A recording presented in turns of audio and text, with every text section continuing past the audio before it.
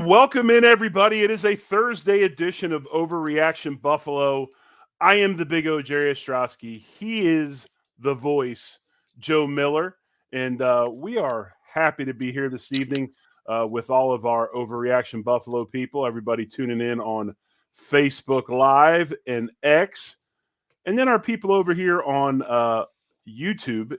Again, as we always like to say, if you're on X, if you're on Facebook Live, hop over to YouTube, like Scott and David Reed and Vlad and Preppy890. Hop on over there, get in the comments. It's a very great community. It's a lot of reaction, a lot of fun. You can jump in if you have good points, you have good questions. We'll put them up on the screen as we discuss the latest news here over about 30 to 40 minutes and what's going on at One Bills Drive and the Buffalo Bills. But again, as we always like to say, welcome. And I'm trying to do my best because I feel like Dad's watching me on the side over here as I bring the show in. No, and not at all.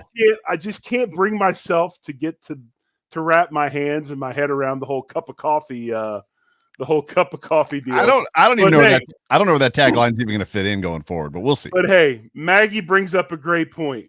We are over 1,000 subscribers, folks.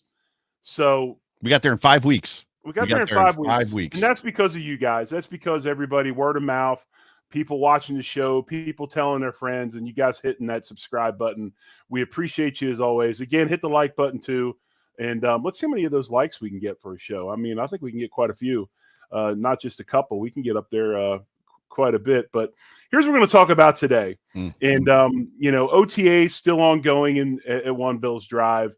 But there are some things that are, I don't know, maybe a bit concerning, and what we're going to talk about. And if you saw the screen, or you saw the X or whatever, you saw the post of what we're going to talk about tonight. We're going to talk a little bit about Matt Milano and his not participating in OTAs. Is that concerning? But what I'm going to get into, one of the things I wanted to get into at this show, I actually have 3 areas with the Buffalo Bills that I'm a little bit concerned about. If there is injury, what is the plan moving forward? And, Joe, we're going to talk right off the bat about Milano, about his injury, and where he is at this point. As we know, Milano gets hurt over in London, has a lower leg injury. Joe, would you care to elaborate anymore? Yeah, well, before we do that, we have Overreaction Buffalo Sports Network's first super chat, which comes from Scott Blakely, who says, "Congrats on your milestone. Love the show." Scott, thank you so much for being the very first. You don't know how much that means to us.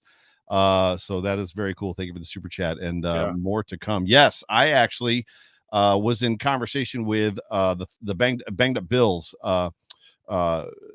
content creator on X, which is Dr. Kyle. Sorry, I'm stuttering because my trackpad batteries are about to die, but I apologize. So I'm actually about to change the batteries in this thing like as soon as I read this. But from Banged Up Bills, at Banged Up Bills on X, just so everybody, Kyle Trimble, Dr. Kyle Trimble, he says that Matt Milano had a tibial plateau fracture. He says that he knows that there was a depression in the bone. He likely had some plates and screws placed in. He said a rod wouldn't be out of the possibility either. That's just not that something he said he's going to dig into a little more. Now, the sources that I have, which didn't serve me very well during the draft. Oh, it served them well, Joe. It served them well. Didn't serve me well. From the sources I have, I was told that he does, in fact, have a rod in his leg that was placed from the top down. Now, I don't know. I'm not a doctor. You actually are in surgery rooms, and this is clearly speculation, but what we know from just the Buffalo Bills and how they slow play injury, not even slow play, like they slow play injuries, but they allow guys to come back. Like when you look at what they did with Von Miller last year, which Vaughn was clearly not ready to play. I'm not sure that Tre'Davious White was ready to play, but they had them out there. Dr. Kyle finishes up with, I get the after effects once they stabilize everything and they get them back into shape. So we'll find out the different techniques shortly as far as what Matt Milano can do, what he can't do. But I think there's a legitimate reason for concern as it pertains to, is Matt Milano going to be ready at training camp? Is he going to be ready for the season? I'm not saying if he's going to be on the field. Like, there's a chance he could be on the field, and as we've seen with the Bills before, they put him on a pitch count. He's not necessarily full go. So I think that there's something to be, a little hesitant, I think it is the best word. And I want everybody to hear me on this, because there's some things that I can talk about, because I too, in a preseason football game, sustained a tibial plateau fracture. Really? Yes. So it was Greg Williams' first year, preseason game against the Eagles. Greg Williams. Yeah, it kind of all goes hand in hand. Preseason game against the Eagles, I pull outside the block a linebacker. My leg is planted. DB comes downhill. The back cuts behind me. He goes low to blow it up, puts his helmet on my knee. I sustain a tibial plateau fracture, which was repaired with plates, or one plate, and I believe 5 screws. The reason I know this is because it's now in a plastic bag in my bedroom. When I recently had my knee replacement, they had to take it out before they put the knee replacement in. And since holy smokes. since technically I bought it, it's mine. So it's like when you get a molar pulled, they give it back to you. Like, so I am actually, I have figured out that this will eventually become, my tibial plateau plate will eventually become a really nice keychain. It's got some weight to it. It'll keep my keys down in my pocket, but I digress. I sustained a tibial plateau fracture, and I actually came back in 10 weeks. 10 weeks. 10 weeks. Probably not the smartest thing I've ever done, but that's just how I was built. That's what I felt I needed to do. Okay? BILLT different. Yes. I mean, I felt I needed to be out there with my teammates. I wouldn't say necessarily there was pressure from the coaching staff, but there was concern that they needed somebody to play right tackle.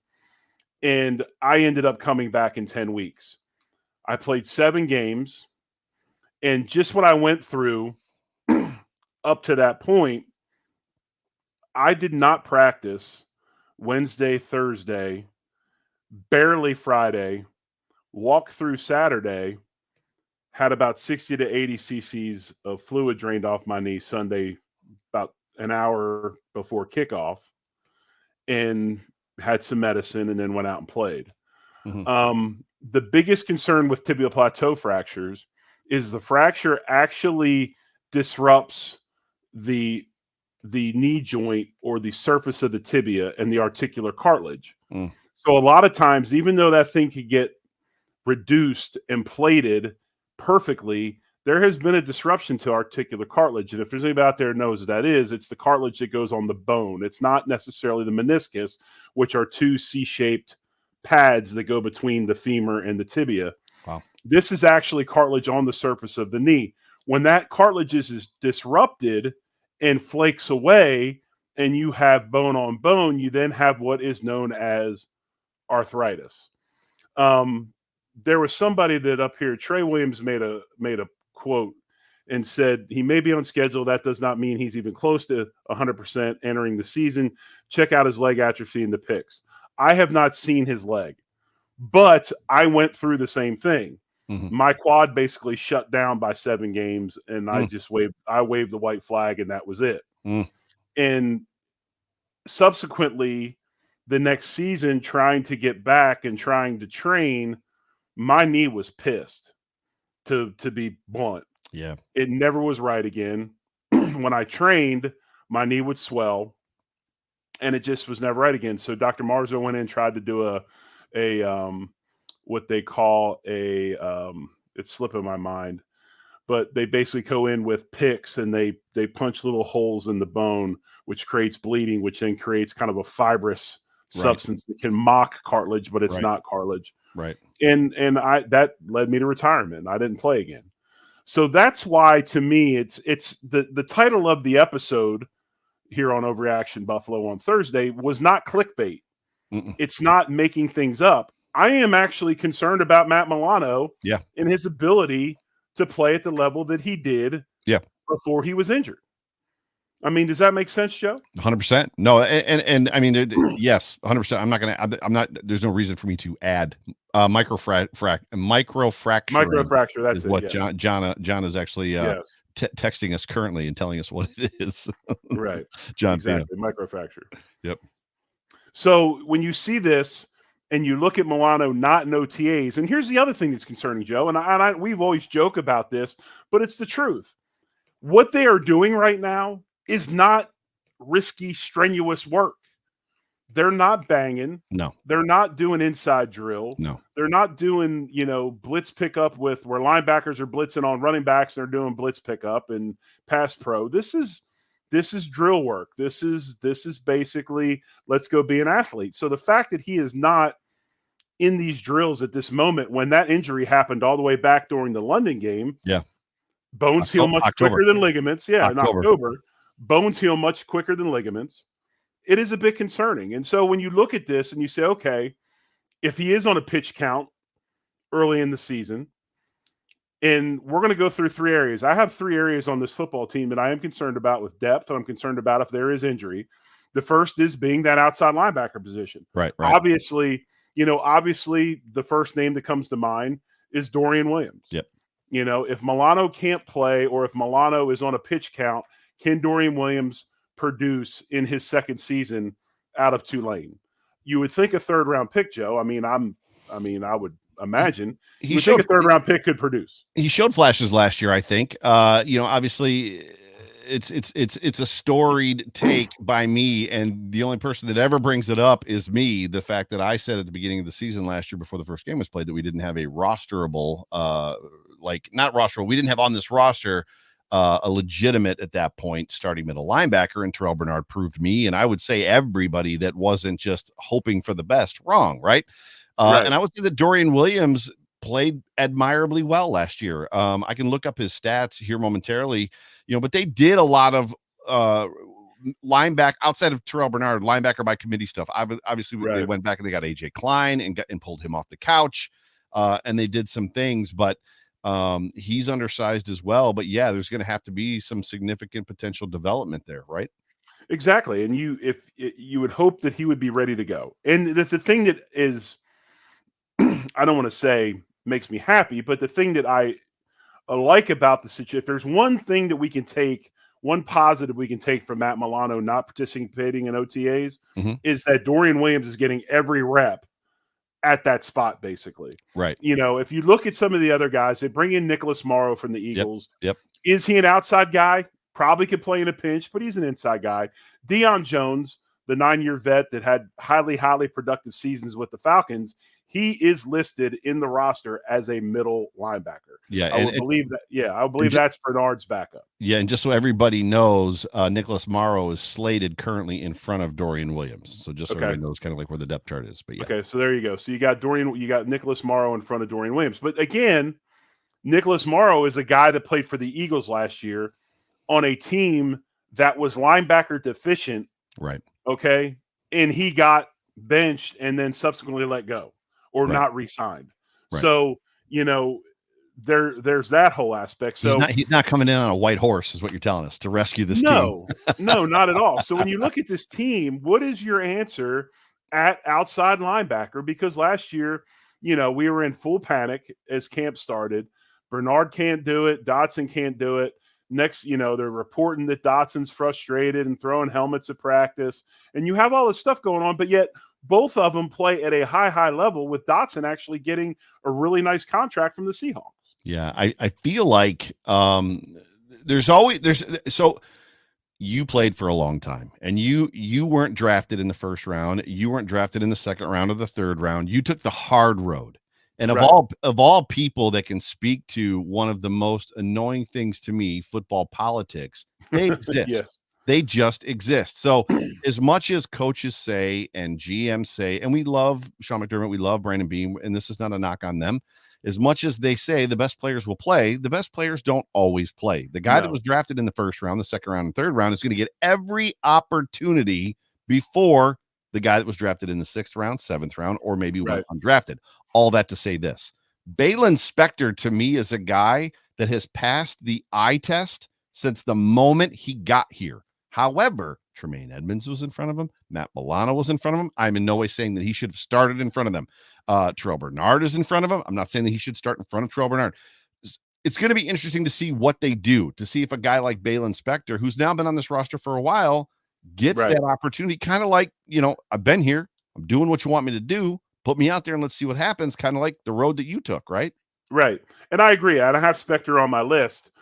The thing is, to me anyway, in development of young players, and, we've spoken about it ad nauseum about McDermott and his unwillingness to play young guys. And he's going to have to this year. That's going to change this year. That's going to change. But the only way for a young guy to learn is you got to put him out there. Yeah. He's got to face live bullets. He's got to face the fire. And if Dorian Williams, it's going to take him, getting beat on a little bit for him to get to that level, I'm okay with that. I'm okay with that. I mean, we have to find a way to develop our younger guys sooner. And then because in turn, when we have situations like we did this year, and we have to get rid of Mitch Morris, and we have to get rid of certain guys, we have some depth behind them. Mm-hmm. We've let our young guys develop, because that's what happens when you leave guys on the roster way too long and the production all of a sudden starts nosediving, the salary starts increasing, and then your young guys that you've drafted to rely on still aren't getting developed because they're on the sidelines and playing special teams. It becomes an issue. So first area of concern to me, Matt Milano, with this tibial plateau fracture, as I said, I went through it. It's not easy. What is the overall, status of his knee? How does he feel? I think that if anything, him not participating in non-contact drills tells me that it's still a little bit, I don't want to say gimpy, but it's a little bit angry. And when I say angry, it probably swells up some different things. I'm sure they've done some stuff where he's done some drills behind closed doors. Sure. But I have no problem with them being careful with him, mm-hmm. but it is concerning that he's not out there. Agreed. And Dr. Kyle is still like giving me more information, which if we have time, I can go through some more of the information he's given to me just about the grades and yada, yada, yada. So, okay. Do you want to do that now or do you want to wait? Solely up to you, but I mean, I can read that. Yes, if you would like me to. Yeah, go ahead and read about it, because we're going to move on to another position. Yeah, so there's different types of tibial plateau fractures, 6 in all. This is all from Banged Up Bills on Twitter. The higher the grade, the more severe the break, and usually we see more breaks the higher they get. It's the Scatzer classification system is what he called it. Yeah. We don't know what type of grade it was. I know there was a depression in the bone, as he said already, which suggests type 1 or type 2, could be type 4, but that's associated with ligament damage, which Milano has denied, saying doesn't mean he didn't have ligament damage, but Milano has said he does not have it. Usually they use plates and screws to stabilize at the top, which you talked about with yours. There has been some research using a rod, or known as an IM railing. I think is what that's. IM railing. IM stands nailing. for I am nailing. Railing. Yes, I am nailing. Yes, I am nailing. IM stands for intermedullary, which means the core or the center of the bone, which is where the soft bone marrow like substances. That's where the rod goes. Wow, you offensive linemen really are smart.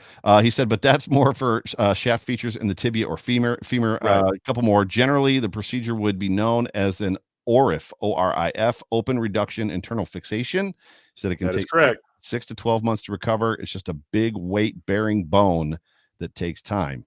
And then he asks me anything else, and I'm going to message him back and say no. Of all the stuff you said, Joe, and of all the things you did not pronounce correctly, but that's fine.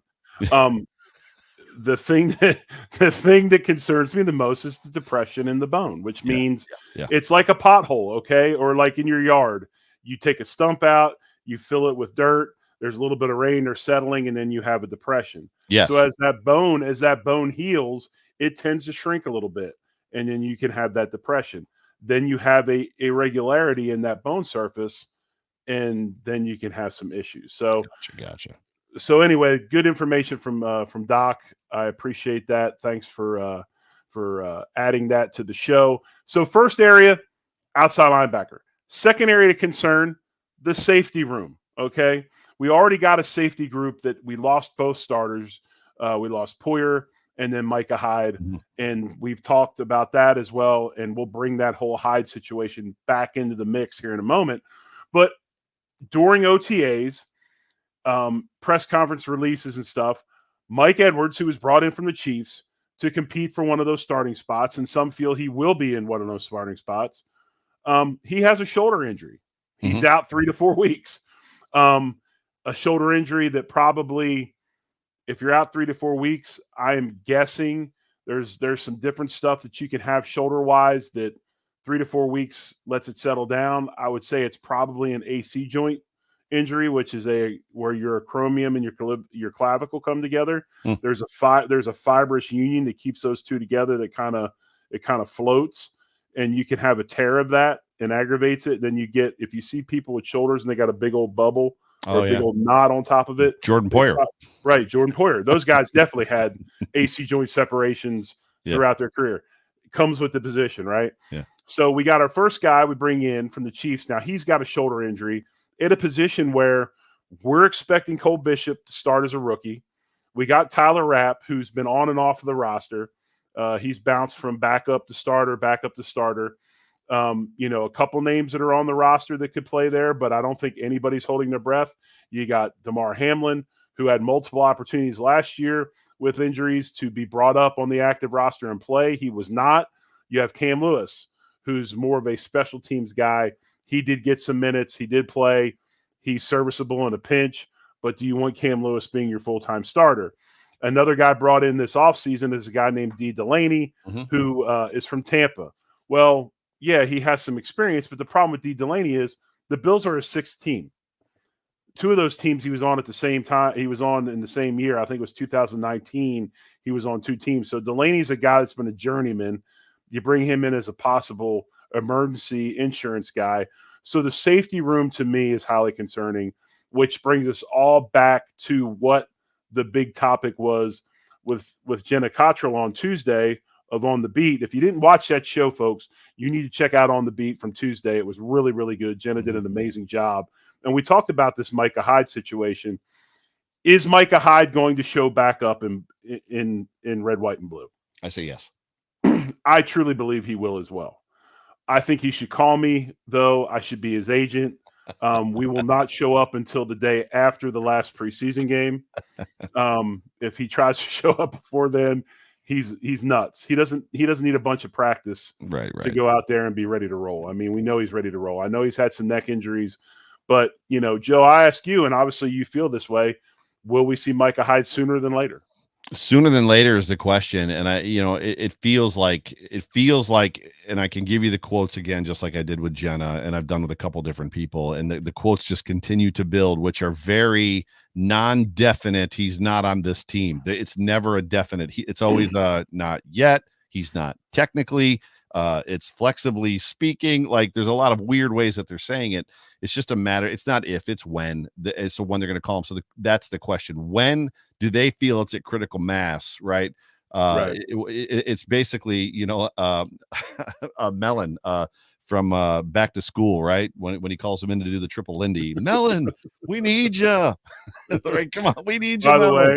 By the way, probably my all-time favorite comic is Rodney Dangerfield. That is one of my favorite. Saw it in the theater, my friend. That's how old I am. Mr. Melon, how'd you make your money? They got big and tall. I got short and fat. That's Melon's short and fat stores. Yeah, that's such an amazing show. But like, that's literally the moment. Brandon Beane's going to be like yelling across his backyard if they're neighbors and be going, Micah, we need you, right? And Micah's going to come in, and they're going to put him in a uniform, and he's going to go to work. Right. When is that going to be? I don't know. I think there's probably a great deal of holding out as long as they can. When you look at this roster, as far as that goes, with Mike Edwards being down, you got to wonder if they just try to slide Cole Bishop in there if Mike Edwards isn't ready for the season. Right. Or if Mike Edwards is ready and Taylor Rapp, those are the 2 guys they start with. And there's a measure of what are we going to do here? Because there's uncertainty there. Who's the first to slide in? Is it Cole Bishop? Probably, because football politics and he's the rookie and yada, yada, yada. But they've got a backup plan in Cam Lewis. And then they have added some other guys as well that could potentially be like stopgaps. And obviously Damar Hamlin is still on this roster. So he's got, a couple years of familiarity with this team as well. So it's going to be interesting. But I think Micah Hyde comes back. It's just a matter of when, and I don't see it. I can't imagine it's at the beginning of the season, but I could completely be wrong. Well, Rap is about ready to get run out because he can't control himself in practice. So another OTA report, he blistered Shakur the other day in I did not practice, see that. where he was down for about 30 seconds, a minute. Trainers rushed out, and then he popped up and got back into drills. I mean, Rap only knows one speed. Yeah, it's all go, no quit. It's all go, no quit. Left lane, all gas, right? Yep. No Which break. that's how he's in the games too. That's how he's in the games too. So Right. And I have no problem with that. Now, I don't know if he ends up starting, if that mixes with Bishop, if he starts, because Bishop is a downhill guy, although Bishop has really good coverage skills as well. But there's my second area of concern, Joe. So we talked about outside linebacker Milano. The safety room, Edwards already out 3 to 4 weeks with shoulder injury. That is highly concerning about what happens there. Again, does the bat signal go up from Brandon Beane's house? And does Micah Hyde show up? So that is my second area of concern as we roll into this fall camp, as we finish up OTAs. My third area of concern, although my man from Locked On Bills, Joe Marino, said, "Hey, man, anybody can do it. You just slide on over and play the position." You did it. And I'm like, Joe, I didn't slide. I kind of waddled, maybe sashayed. And no, it's not that easy. I know I'm glad that I made it seem like it was easy, but it is not easy. Ruben couldn't do it. Ruben was on John's show, Fina's show, and said he couldn't do it. So Ruben was like, hell no. Ruben just nope.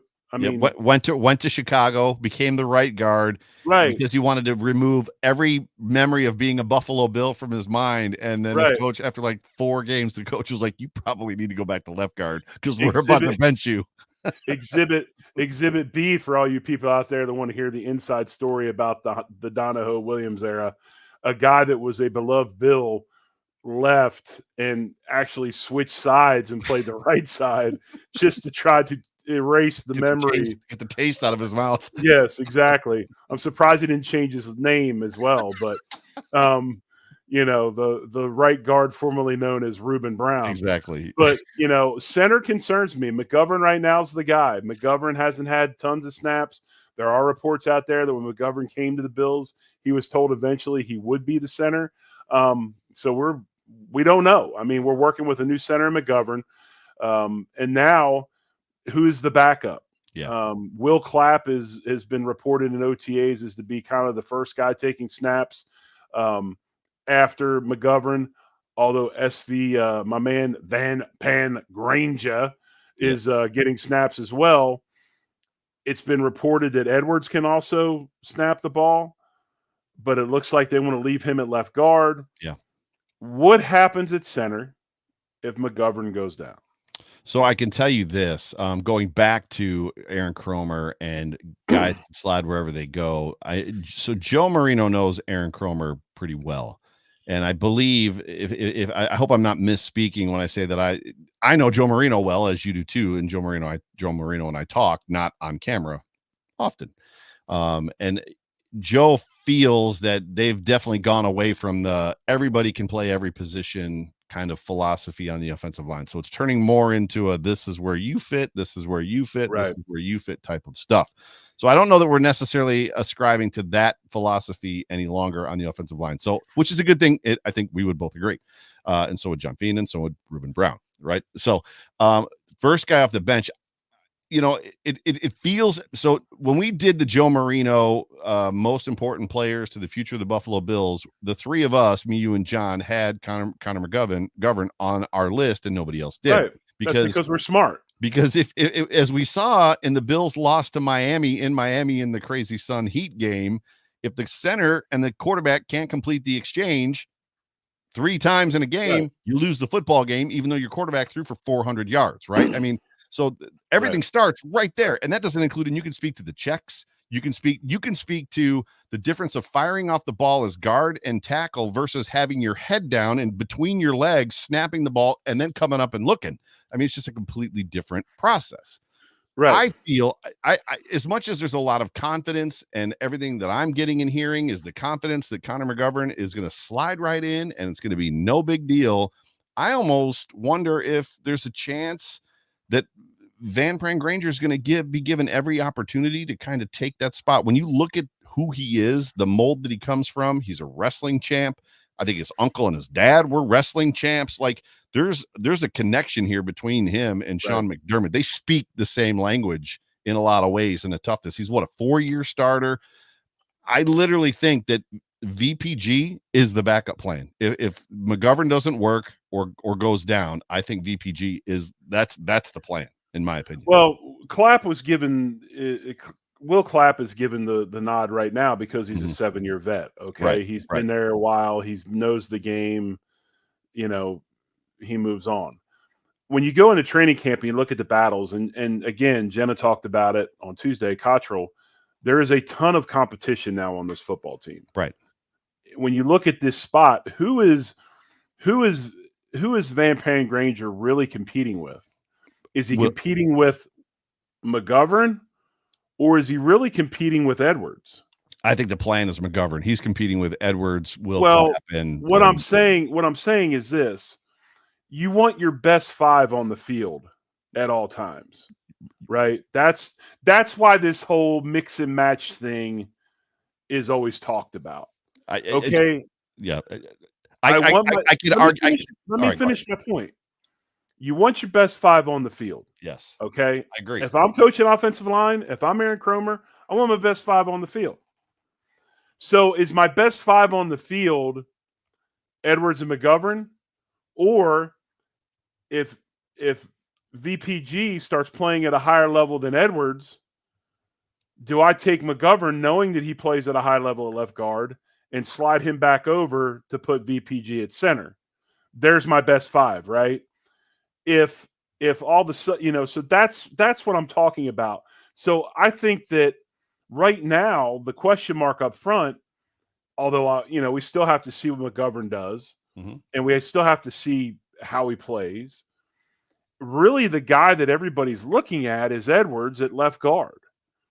If Pran Granger is better than Edwards, are we better with moving McGovern back to left guard and playing Cedric at center, or leaving it the way they have it now? So that's where a lot of this works. That's where a lot of this plug and play thing works. You're talking best 5. So right now, the hypothetical best 5 is Deion Dawkins, David Edwards at left guard for Connor McGovern, who Connor McGovern was everything we wanted Roger Saffold to be the year before, which Roger Saffold was not. Connor McGovern at center, Osiris Torrance, who played admirably well for a rookie and owns that spot, right? He is the right guard of this football team. And then Spencer Brown, who should be continuing to get healthy off back surgery, even though he just had more surgery, just shoulder surgery. But I think there's 2 question marks on this thing. Getting back to my agreement with you that the best 5 should play. So that's where we'll start. The best 5 should play. Now, is the best 5 McGovern at center, David Edwards at left guard?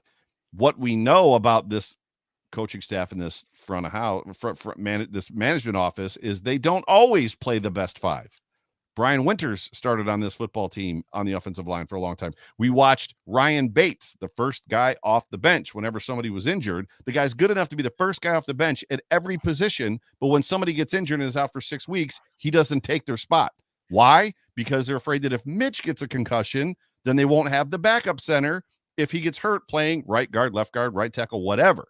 So I'm not necessarily sure that they agree, and this is way above my pay grade. I'm not obviously a coach, and I'm not in personnel. I don't know that they jive in the idea, philosophically speaking, of what the best 5 are, situationally based, the way that you and I view the best 5. They might see this as the best 5, David Edwards at left guard and Connor McGovern at center, when the best 5 might actually be something different, right? Like the true best 5 players on the field might be a different mix-up. If Ryan Bates was one of the best 5 players, he would have played. They're not The one keeping thing that was guys true, on the sideline. the one thing that was true is No. if somebody got injured in a game, Ryan Bates was the first guy in. Yeah, it's the same thing with quarterbacks and stuff like that. They'll bring a guy in to finish the game. They have guys that finish. They have guys in positions that they use to finish games. And then when you have a full week to prepare, they will work with other guys. Joe, you got to trust me on this. I've done this a long time. I 100% believe you. It just seems weird. It seems like It's just like they talk about backup quarterbacks. Well, the backup quarterback that goes in to finish the game starts the next week. I mean, that's pretty standard. Not always. Unless he's not awful. always. They have guys that finish games. They have guys. I mean, you got to see it.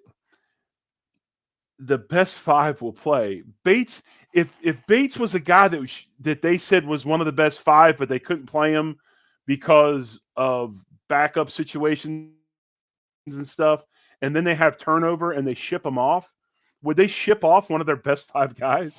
No, he isn't the best five. He wasn't last year. He wasn't one of the best five guys. I'm not talking about last year or even this year. I'm talking about in years past. There was a couple, like his first couple of years here before they signed him to the extension. He was the first guy off the bench, but he was absolutely breaking, in case of fire, break the glass. That's what he was.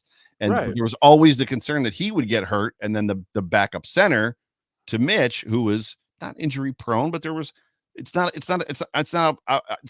weird for me to say that there was always concern Mitch was going to have another concussion, right? And be out for 2 or 3 games. And if that happened, you had to have Ryan Bates healthy. Right. But at some point in time, it's like, well, we're failing at this position on the offensive line. Just put Ryan Bates out there because he's better than what you're getting right now. But you're right. You do know way more about this than I do. And I'm not trying to big dog you.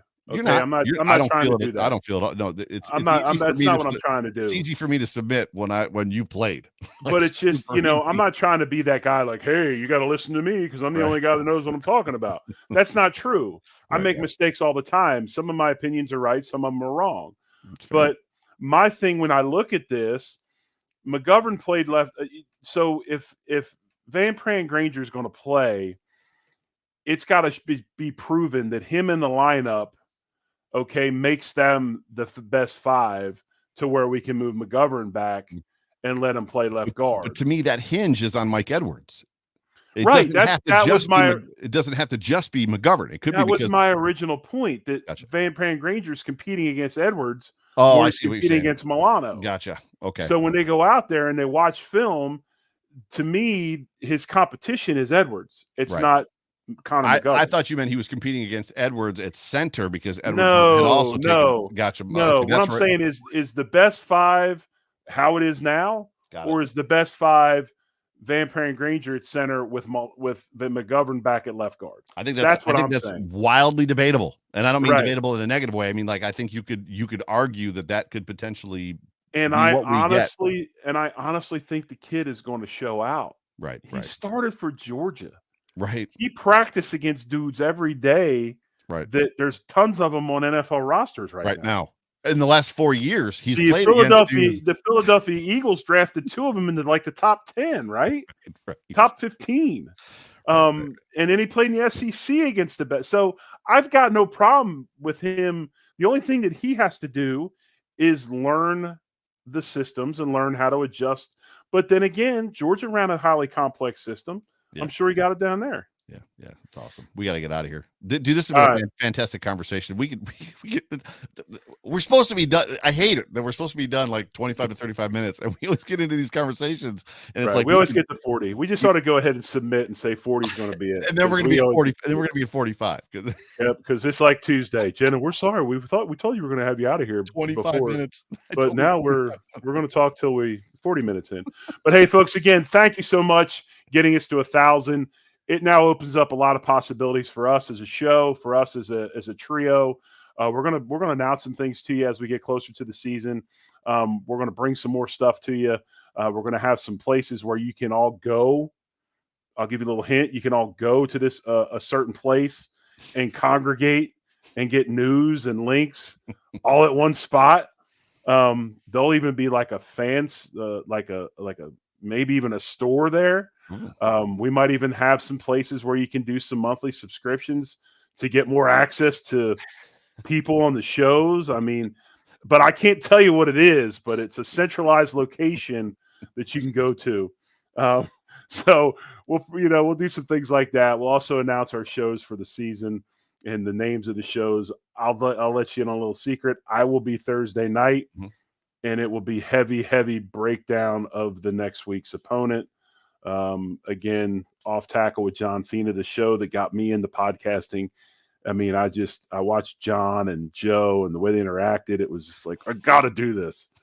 That'll always be Monday night. We'll drop the other stuff as well. So, hey, Hopefully again, Monday. thanks for joining us. Yes. Thanks for joining us, whether it's on Facebook, it's on Twitter, it's on YouTube.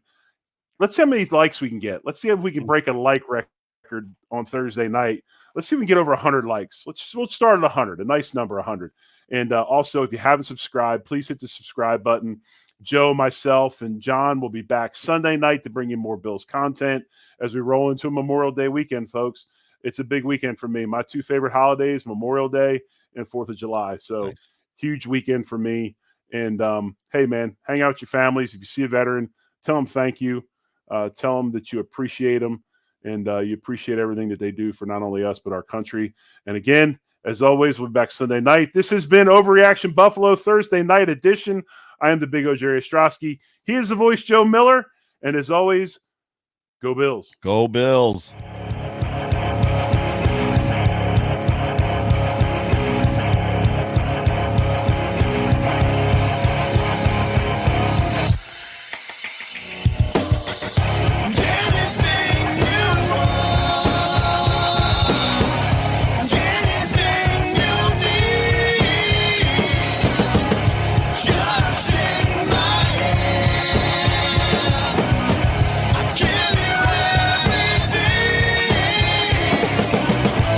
Don't tell